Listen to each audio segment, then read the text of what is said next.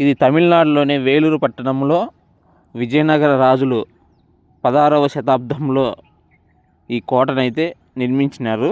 విజయనగర రాజు అయినటువంటి సదాశివరాయలు పాలనలో చెన్నబొమ్మి మరియు తిమ్మారెడ్డి నాయక అనే వాళ్ళైతే ఈ కోటనైతే ఒక శత్రు దుర్భేద్యంగా అయితే నిర్మించినారు.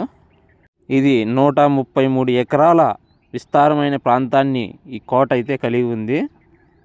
ఈ కోట చుట్టకారము ఒక కందకం అయితే ఉంటుంది. దీనిలో దాదాపు ఈ 10,000 ముసళ్ళు అయితే ఉండేవంట. ఈ కోట చుట్టూ మొత్తం కందకంలో అంత శత్రు దుర్భేద్యమైన కోట ఇది.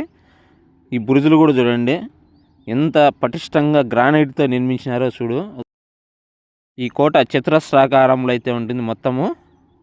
ఈ కోటలోనే జలగంటేశ్వర ఆలయం అయితే అద్భుత శిల్పకళా సౌందర్యంతో అయితే ఉంది.